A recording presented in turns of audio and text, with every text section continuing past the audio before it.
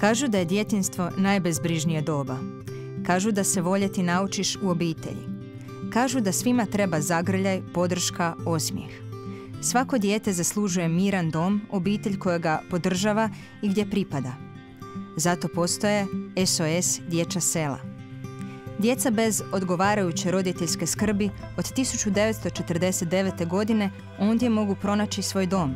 Prvo selo osnovao je Hermann Gmeiner u austrijskom gradiću Imstu, a danas ih je čak 571 diljem svijeta.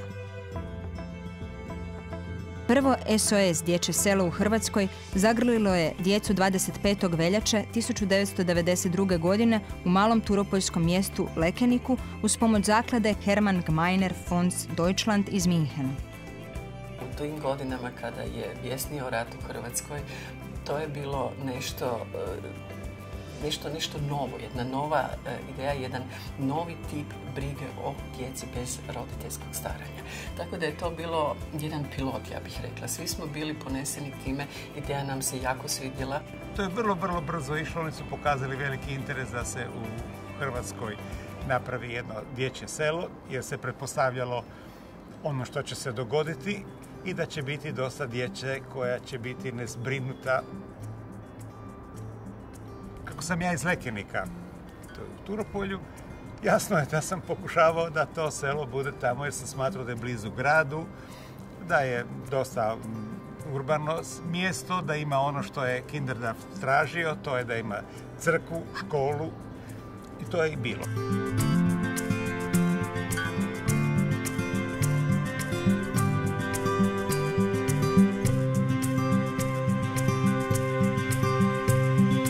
Naša udruga je dio Međunarodne federacije i postoje neki temeljni principi na kojima se baziraju sve udruge koje su u svijetu u 133 zemlje, a to je da braća i sestre uvijek odrastaju zajedno u istoj obitelji, u istoj kući, da postoji SOS mama koja se brine o njima, pruža im ljubav, brigu, skrb djeci koja s njom žive u obitelji, u obiteljskoj kući, kao što je ova naša krasna obiteljska kuća, i odrastate svi zajedno u okruženju, sigurnom okruženju SOS dječjeg sela. Moje druženje i prijateljstvo sa SOS-om počelo jako davno, a počelo je zahvaljujući mojem poznanstvu i prijateljstvu s ljudima koji su prvi počeli raditi u uredu. U tom trenutku je i za mene SOS bio nešto novo, nešto nepoznato, ali to je bila prilika da upoznam kako funkcionira, kako djeca odrastaju u tim uvjetima i koje su razlike između onoga kako je to bilo organizirano, odnosno pa čak i danas u Hrvatskoj, u institucijama koje se brinu za djecu bez odgovarajuće roditeljske skrbi. Znači, 1992. kad smo se osnovali, bilo nas je svega 5 ureda, ja sam došla kao zadnja, kao evidencija i kontrola. Bila sam jedina, počeli smo od blagajne, od inventure, od 300 čuda početka, pa smo se onda organizirali bila je jedna pravna osoba, pa smo se 2000. preregistrirali u više ustanova i udrugu, jer tako trebalo po zakonu, pa smo onda primili nove zaposlenike u financijski odjel kao normalno mame i tete. Posao se širio, administracija uvijek nužna, jer normalno moramo dokazati donatorima da smo ispravni i da namjenski trošimo donirana sredstva. 1997. godine na 20 km od Osijeka u Ladimirevcima iz dobrote ljudi izniklo je još jedno selo i još jedna prilika za djecu koja su ostala sama.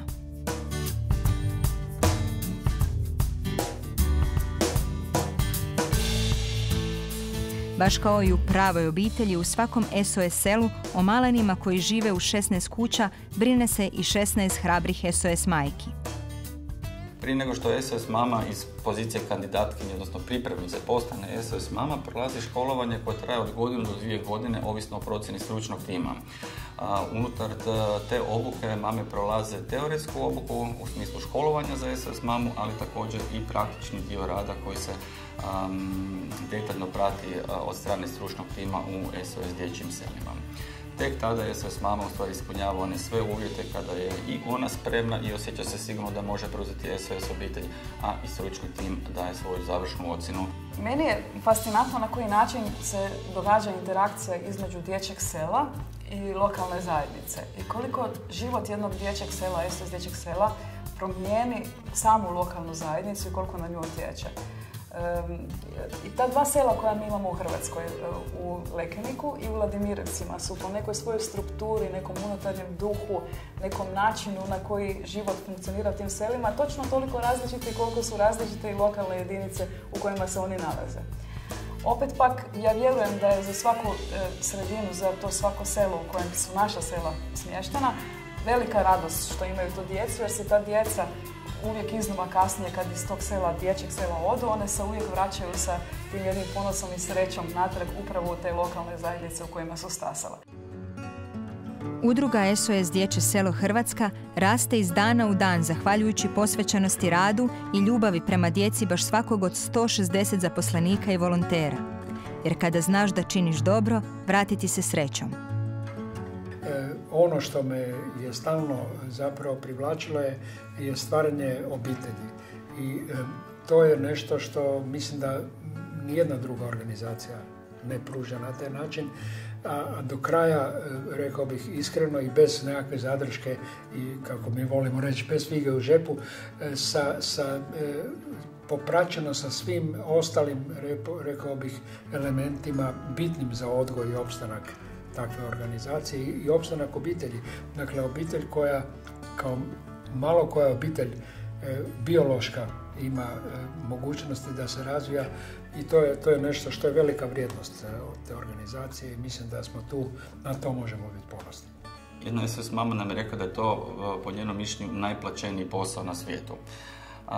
Danas često negdje gledamo, dosta se vode priče oko plaća u državi, a mene je ta izjava posebno taknula zato što je ona izjavila da ljubav i ona unutrašnja motivacija koju ona dobiva kroz taj posao je nešto što je za nju nevjerojatno vrijedno i to se ne može na nijedan drugi način platiti. U ovih posljednjih 10 godina se puno toga promijenilo. Mi smo danas ponosni na svu djecu i mlade koji su rasli zajedno s nama i kojima smo omogućili u stvari kroz te prikupljene donacije da imaju sigurno djetinjstvo, da omogućili smo im školovanje i nekakvu svakodnevnu skrb, to jest brižan dom za svako dijete. Djeca u SOS dječjim selima odrastaju u zdravom okruženju uz ljubav i pažnju, velikom zaslugom svih onih koji im pomažu. Srećom, takvih je svakim danom sve više, pa je klub prijatelja i donatora u 2017. godini narastao na čak 32.000. A svaka je donacija veliko djelo i znači mnogo onima kojima je siguran dom najpotrebniji. U ovih proteklih 25 godina brojni donatori i sponzori su nas podržavali u našem radu, na čemu im posebno zahvaljujem, radi toga jer bez njih i njihove pomoći, njihovih donacija, njihove podrške, naš rad ne bi bio moguć. Pa jedna od naših najvećih vrijednosti je pouzdanost, a to znači da naši partneri, naši donatori vjeruju u ono što radimo. Gradimo partnerske odnose sa donatorima i sa našim svim partnerima s kojima radimo i to nam je vrlo važno. Odgovorno isto tako raspolažemo svim našim donacijama, a to znači da radimo stvarno za dobrobit djece i mladih i ovom prilikom se želimo zahvaliti svim našim donatorima koji su sa nama ovih 25 godina. Veselim se svaki put kad odem ili u Lekenik ili u Vladimirovce i kad vidim koliko su ta djeca sretna, koliko su mirna, koliko su spokojna i kako uživaju u toplini svojih domova. Ali ono što moram reći da me posebno svaki put kad dođem tamo impresionira su mame koje sa njima rade i mislim da im zaista treba odati svako priznanje jer se odriču svog privatnog života da bi drugoj djeci pomogli. Ono što mene oduševljava u ovoj organizaciji, to su mogućnosti koje dajemo djeci koja su naša primarna briga. Danas Naš tim nakon 3 godine na području Lekenika se širi. Lokalna zajednica nas je prepoznala. Mi smo ostvarili vidljivost, mi smo ostvarili efikasnost i postižemo rezultate koji su zamjetni i konkretni. Naše djevojke, naši psiholozi, psihologinje, psiholog, naši socijalni radnici, odnosno socijalne radnice i defektolozi su osobe koje idu u obitelji, koje ne čekaju da obitelji dođu k njima.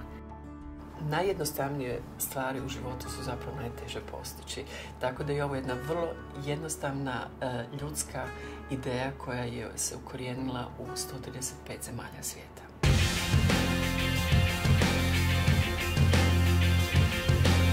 Ovdje se odvija svakodnevni život za 240 djece.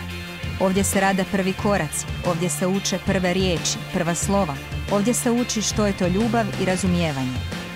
Kažu da je najljepše biti dijete i da ga moramo nositi u sebi cijeloga života. Svatko zaslužuje bezbrižno djetinjstvo. Zato postoji SOS Dječje selo Hrvatska.